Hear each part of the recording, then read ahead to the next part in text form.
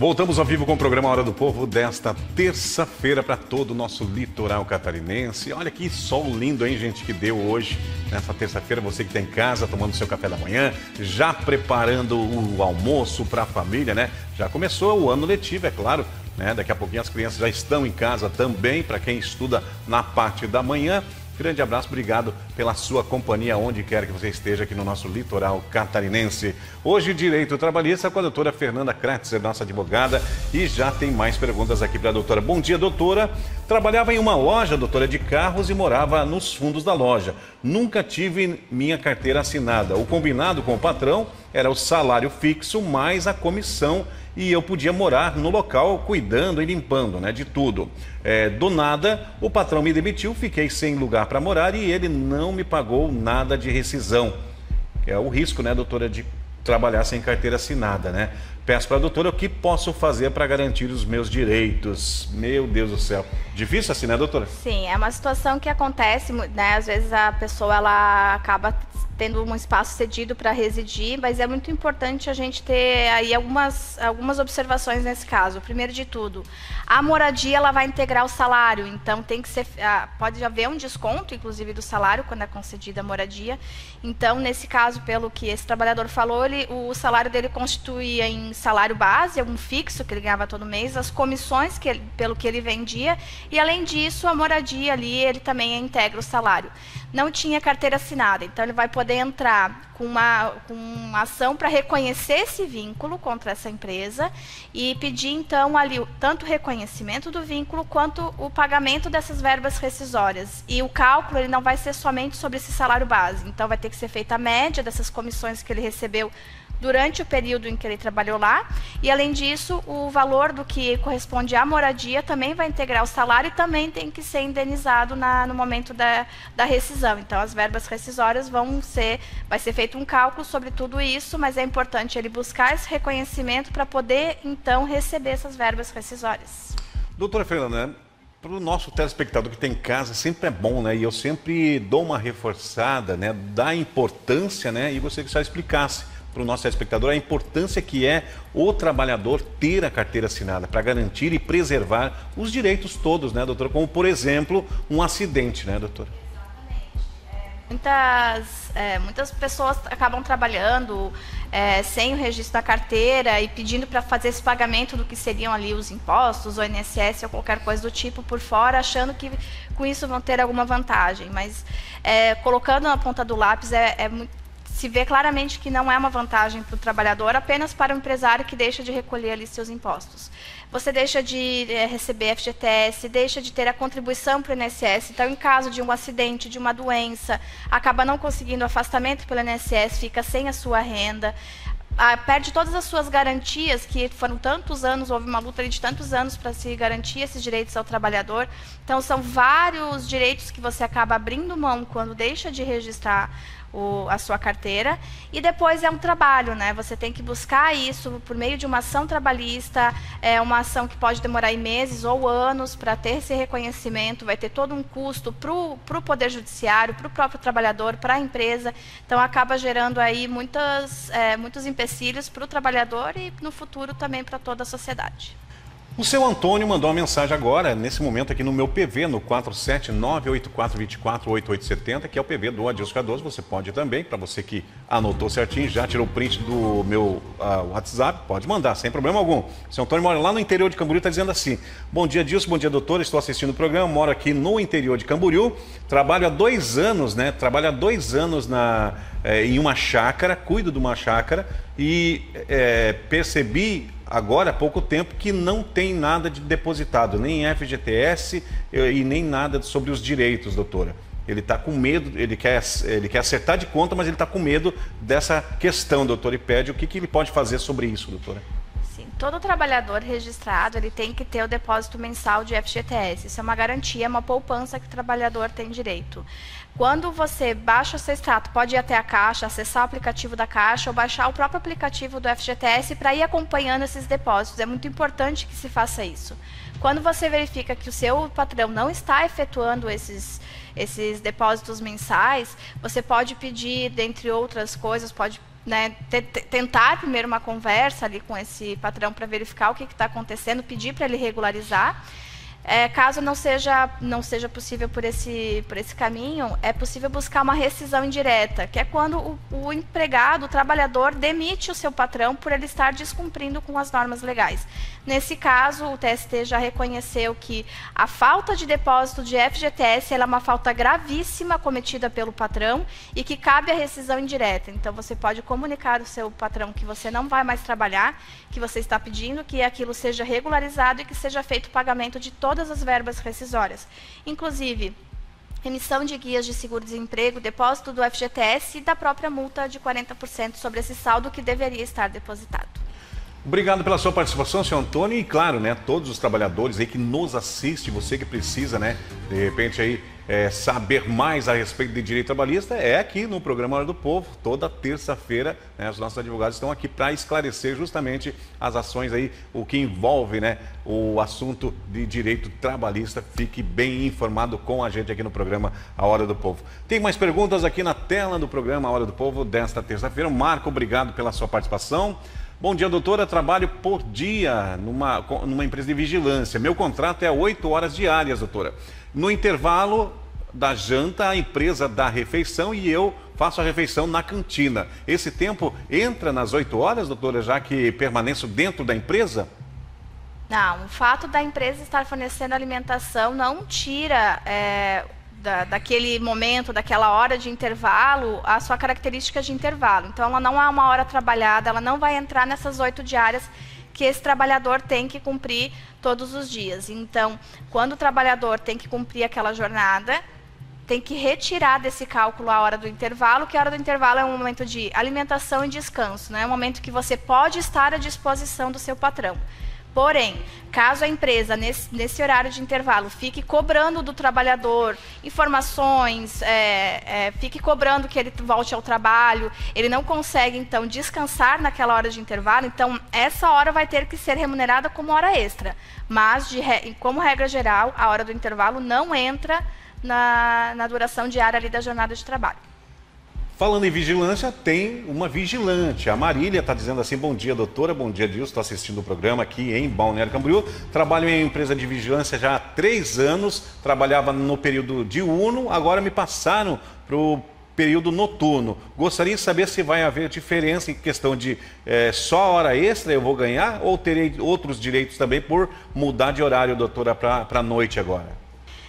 Com relação ao trabalho noturno, a partir das 10 horas da noite, você tem que receber um adicional de hora noturna. Então, tem que verificar que os vigilantes eles têm convenção coletiva, verificar certinho o percentual, no mínimo 20% sobre a hora normal, além de horas extras, além de todos os direitos que você já tem, você tem direito a receber esse adicional pelo horário noturno.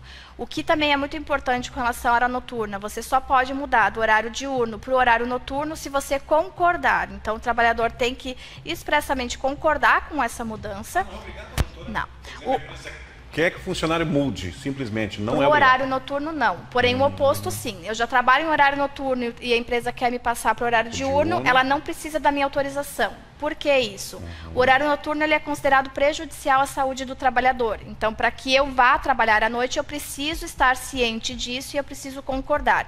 Como o horário diurno é mais saudável para o trabalhador, por questão do sono e tudo mais, a empresa não precisa, então, da autorização para retornar o trabalhador para o horário diurno. Então, tem que verificar se a empresa pegou ali a concordância dessa trabalhadora e se pegou e se ela está trabalhando no horário noturno a partir das 10 horas da noite, ela tem que passar a receber, então, esse adicional.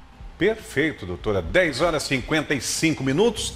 Tem mais perguntas para a doutora? Bom dia, doutora. Sou engenheira, olha só, doutora, sou engenheira de produção e trabalho em uma empresa de tecnologia. Meu contrato é PJ. Fiz o meio a pedido da empresa, mas tenho a hora para entrar e a hora para sair. Tenho que cumprir jornada, só não bato ponto. Mas se eu não permanecer na empresa, logo o líder me cobra. Tive uma discussão sobre os lucros da empresa com ele, não recebi 13º, férias, ou seja, esses direitos que eu acho que deveria receber. Gostaria que a doutora me orientasse o que posso fazer e se eu posso também mudar para a carteira assinada, doutora. Essa questão do PJ, para quem presta serviços como pessoa jurídica, faz ali um CNPJ para prestar serviços para uma empresa, é uma situação que está cada vez mais comum. E é muito importante observar que se você é subordinado à empresa, ou seja, você tem que prestar informações, você tem que prestar conta ali com relação ao seu horário, você tem horário de entrada, horário de intervalo, horário de saída, você tem um salário que recebe e que se não comparecer à empresa, você vai ter descontos. Todas essas questões de subordinação descaracteriza o contrato de pessoa jurídica, ou seja, você é uma funcionária, você simplesmente não está recebendo como uma funcionária, né? Então, o que cabe neste caso é verificar toda essa situação. Realmente não é um trabalho autônomo, porque o profissional é da pessoa jurídica que tem um CNPJ, ele tem uma autonomia na empresa, ele tem que prestar o seu serviço, ele tem que dar o resultado, porém ele tem autonomia. Essa é uma palavra muito importante para quem é pessoa jurídica, a autonomia. Se não existe autonomia, o líder está cobrando ali a entrada, está cobrando a saída, independente se bate ponto ou não, mas há uma cobrança, essa funcionária deveria estar registrada como funcionária, com carteira assinada, e daí, nesse caso, vai ter direito à divisão de lucros que muitas empresas fazem, vai ter direito a 13º, às férias, ao FGTS, INSS. Então, é uma situação que tem que ser verificada caso a caso. Existem, sim, situações em que a pessoa jurídica está prestando o seu serviço de pessoa jurídica de forma regular, mas não é o comum da gente ver por aí.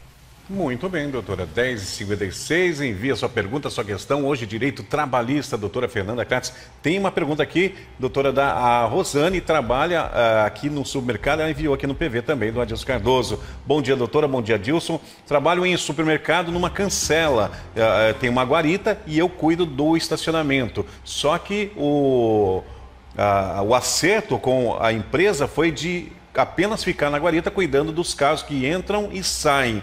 Me colocaram já há 2 semanas fazer limpeza, ou seja, varrer toda a parte do estacionamento. Gostaria de saber se está certo isso, doutora. É uma situação em que é possível verificar, sim, se há um acúmulo de função. O que é o acúmulo de função? Quando você está fazendo o seu serviço de mais um outro funcionário.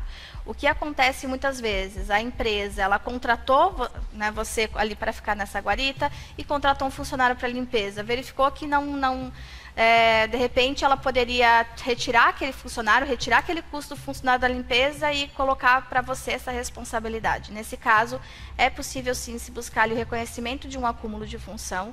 Quando há um acúmulo de função, você tem que receber um adicional no seu salário por estar fazendo o trabalho de outra pessoa.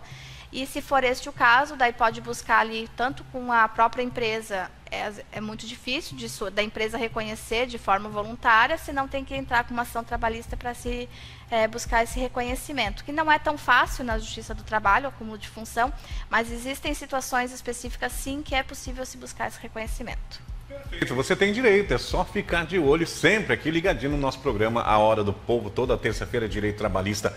Tem mais perguntas para a doutora. Bom dia, doutora. Tirei férias em janeiro, doutora, e quando voltei, ou quando fui receber o salário, em fevereiro, não veio nada. Fiquei desempregado, não consegui pagar o meu aluguel. A empresa disse que já tinha pagado pelo mês de janeiro, mas só recebi minhas férias no início do mês passado. O que eu posso fazer nesse caso, doutora?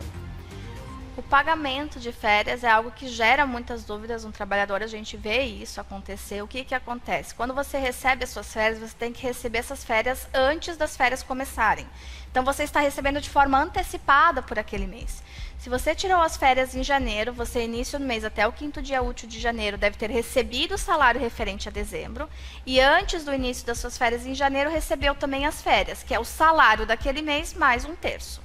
Se isso aconteceu, está tudo certo. A empresa ela agiu de forma correta, porque ela te pagou o salário que era referente ao mês de janeiro e que você receberia no 5º dia útil de fevereiro, ela já te pagou lá no início do mês. Agora, se ela não fez o pagamento antecipado das férias, daí já é uma outra situação em que ela vai ter que regularizar esse pagamento e cabe a aplicação de multa também. Mas se houve o pagamento do salário de dezembro mais o pagamento das férias com o adicional de 1/3, está tudo correto. É que a questão é que muitas vezes o trabalhador ele não se programa, ele conta com aquele pagamento, não faz a programação financeira e acaba ali se perdendo um pouquinho nas contas. Toda razão, então tem que ficar de olho nessas questões aí, né? É aquele famoso vale, né, doutor? A gente sempre comenta aqui, outros advogados vêm, a gente comenta, né? Tem empresa que fornece o valezinho por mês, né? Só que o colaborador, o funcionário, às vezes se folga tanto ou se acostuma tanto, né, doutora, a pedir esse vale, daí chega no final do mês, o que acontece? Tem pouco dinheiro para receber, pouco salário, não é verdade? Exatamente, por isso que muitas empresas, elas restringem ali o percentual do vale para justamente isso não acontecer e o trabalhador não ficar sem salário no 5º dia útil. Muito bem, recebemos ao vivo hoje aqui então, falando sobre direito trabalhista, nossa advogada, a doutora Fernanda Kratz. Vou ali agradecendo mesmo de ter vindo nessa terça-feira. Lhe aguardo numa outra ocasião, doutora, sempre bem-vinda aqui. Muito obrigada pelo espaço, sempre um prazer estar aqui. Muito bem, 11h01, vamos rapidinho aqui ao intervalo comercial, porque depois nós temos aqui as ocorrências policiais no terceiro bloco e teve nessa noite um confronto aqui em Balneário Camboriú, né, entre um menor do mundo do crime, podemos dizer, né, foi enfrentar a polícia e o que deu? Foi a óbito, né, realmente ele que já tinha uma vasta ficha criminal aí, entre elas homicídio, tráfico de drogas, porte ilegal de arma de fogo, e você acompanha depois do intervalo comercial. Já voltamos, é um instante só.